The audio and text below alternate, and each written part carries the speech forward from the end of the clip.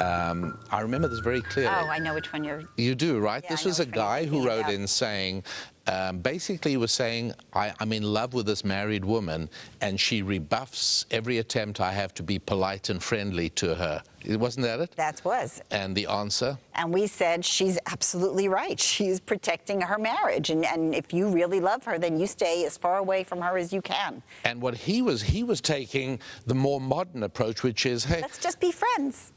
Number one, let's have a platonic relationship.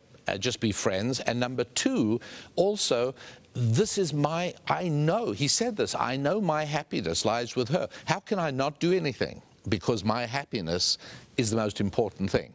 So just to go Back through to this the book quickly, pink and white tyranny. Two of the things that come out in the book is, A, when he does realize he has a mistake and is actually a child at this point, he basically says, okay, I really made a stupid choice. This woman is not fulfilling me. This is not a marriage in which I'm growing. It's not a marriage in which I'm feeling fulfillment, but we're married. And I will treat her, I owe her respect. I owe her everything I would give her if I was madly in love with her.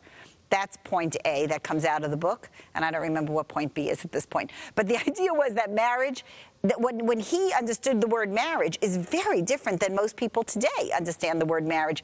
And you know what? I don't even care if you are sheltered and you never watch TV, you never watch the movie, you never go to the movies, you never read a newspaper, which most of us are not that sheltered. You cannot escape.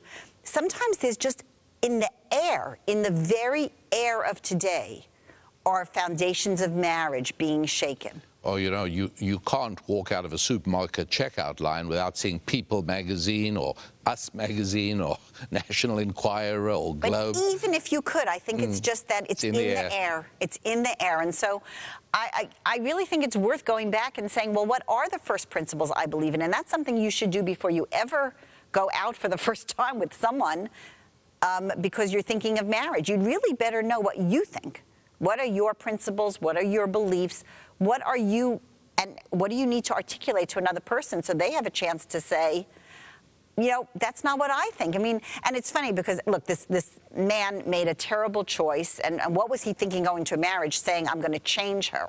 And that, of course, is a mistake. You're talking about the man who said, I thought maybe she would want children after we've been married for a while. Yeah. Bad idea. When someone tells you, this is who I am, don't get married to them if you will only be happy if they change. And we even have a book on our website, I Only Want to Get Married Once, which again, who would have written a book like that 100 years ago? Imagine somebody coming from 100 years ago and saying, I only want to get married once. What do you think of that book? A publisher would look and say, excuse me? But one of her points is don't believe. Believe when people tell you something about them, even if you think they're not, that they deep down don't believe what they say, believe what they say. Don't marry them thinking you're going to change them.